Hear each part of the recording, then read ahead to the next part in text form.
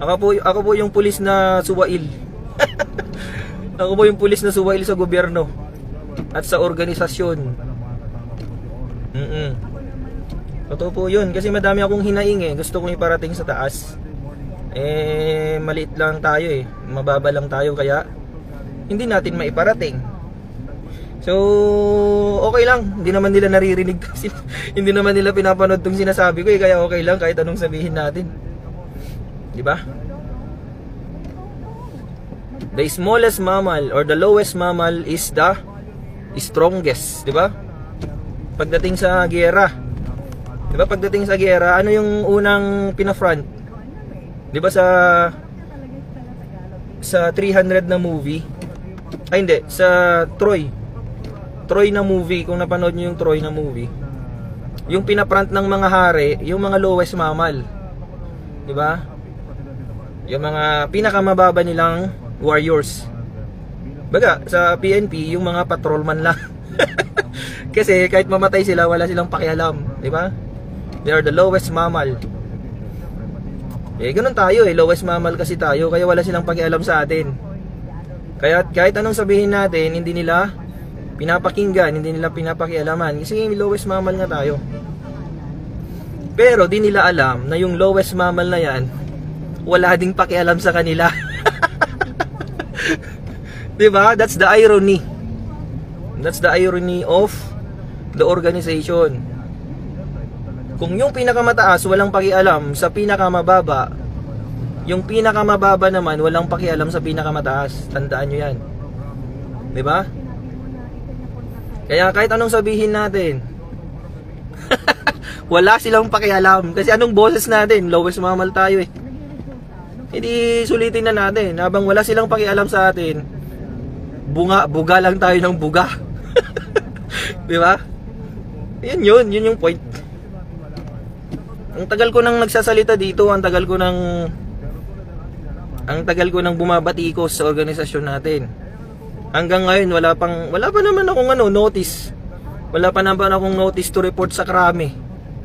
Para magharap sana kami ni Chief PNP, ni BBM. Diba? Wala naman eh. Kaya sige lang. Sabihin nyo na lahat ng gusto nyong sabihin. Sabihin na natin lahat mga kasama habang hindi nila naririnig, para malaman lahat ng taong bayan kung gaano kabulok ang sistema. Diba? If you got nothing, diba? If you got nothing, you have nothing to lose. Sabi nga nila. Ako, patrolman pa lang ako. But, ano lang kung patrolman ako. Wala akong pakialam kasi kahit anong gawin nila, wala din naman mawawala sa akin. I have nothing, di ba? I've got nothing. I have nothing to lose. Pero sila, mga general sila, they have everything. They've got everything. Kung magkakamali sila, they will lose everything. Di ba? Yun yung lamang natin. Yun yung lamang natin mga kasama. If you got nothing, you have nothing to lose. Kaya sige lang, bembangin natin sila para marinig nila yung mga hinaing natin. Kasi mababa lang tayo eh. Hindi nila tayo naririnig.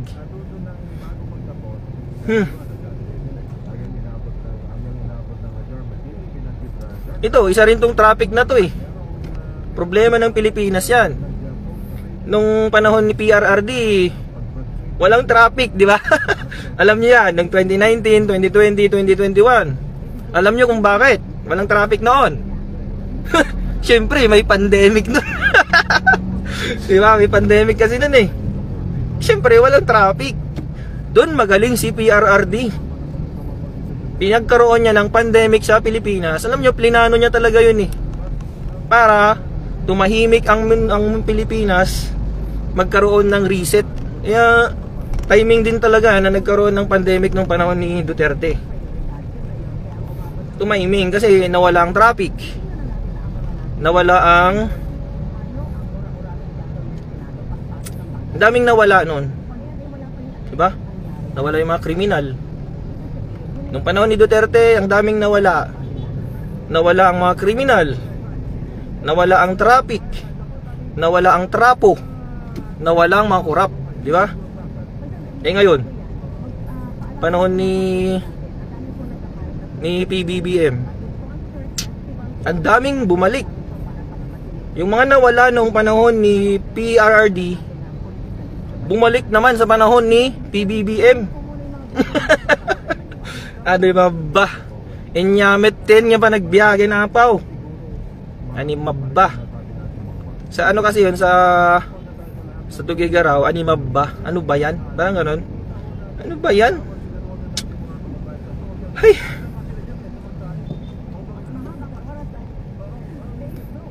Shout out sa lahat ng mga nanonood.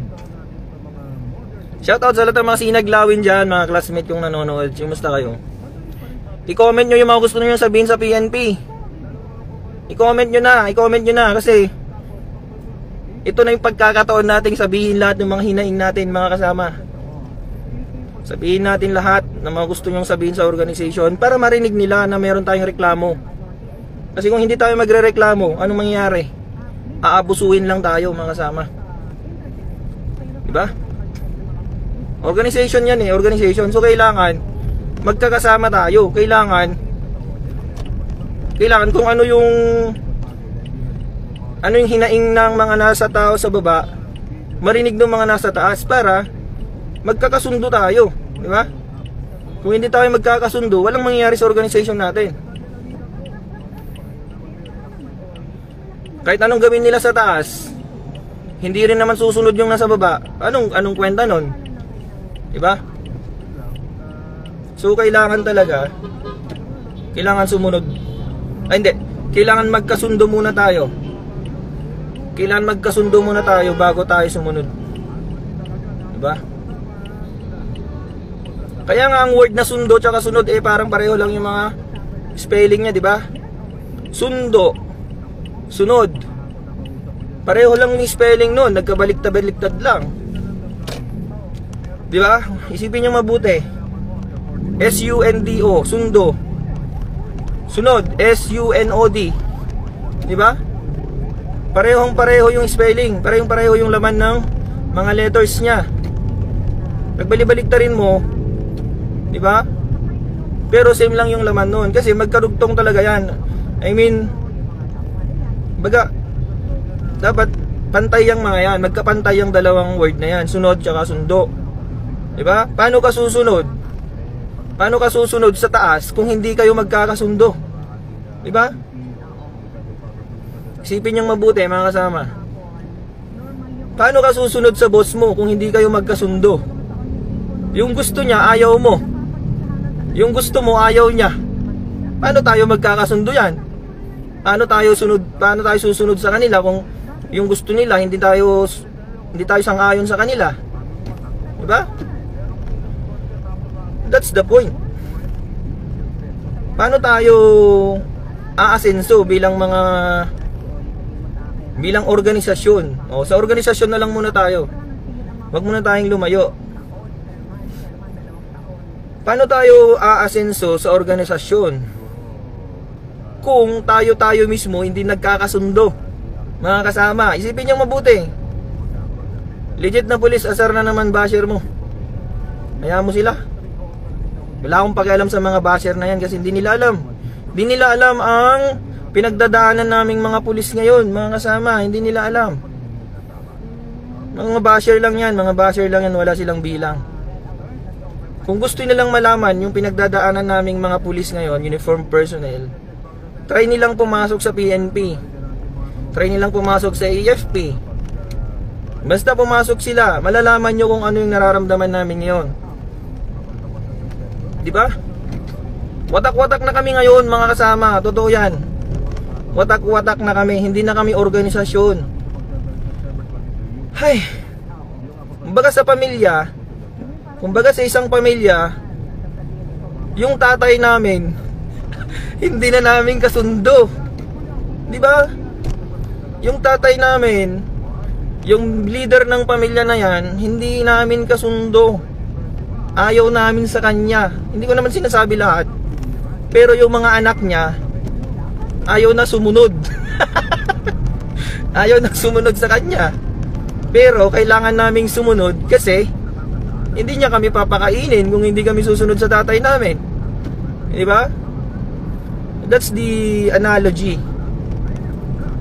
Kung anong nangyayari sa organisasyon namin, ganyan na ganyan mga kasama. Parang isang pamilya na hindi nagkakasundo. Sabi nung nanay, ganito ganyan. Sabi nung tatay, ganito ganyan. Ganito gawin nyo mga anak, ganito. Sabi nung mga anak, ayoko yan tayo, ayoko ng ganyan. Yung mga iba, lumayas na sa bahay nila. Pumunta na sa kabilang bahay, di ba? Kasi ayaw na yung nangyayari sa bahay nila. Ayaw na yung nangyayari, ayaw na yung nakikita niya. Ayaw na niya, hindi na niya masikmura yung nakikita niya sa bahay. Diba? Ganon ang nangyayari nga mga kasama. Ganon ang nangyayari. So, ewan ko kung anong mangyayari sa Pilipinas. Bahala na. Magkanya-kanya na lang tayo. Kapag nagkagulo ang Pilipinas, bahala na. Magkanya-kanyang mag-alsabalutan na lang tayong lahat. Di ba? Ako, pulis ako, pero aaminin ko, hindi ako agree sa nangyayari ngayon. Hindi ako agree sa administrasyon eh. Hindi ko naman sinasabing rebelde ako, pero hindi lang ako sumasang-ayon sa nangyayari. Ayoko yung nangyayari, ayoko nang nagkakagulo. Kaya nga tinawag kaming mga police officer bilang peacemaker, di ba? We are the peacemaker of this country. At ayaw namin na nagkakagulo kayo. At nagkakagulo tayong lahat, di ba? Pero ang dami kasing nanggugulo eh. Di ba? Kung sino pa dapat yung nagpapatino sa ating lahat, siya pa yung nanggugulo. Di ba? Siya pa yung nanggugulo, siya pa yung nagpapasimuno ng gulo sa Pilipinas. Hay,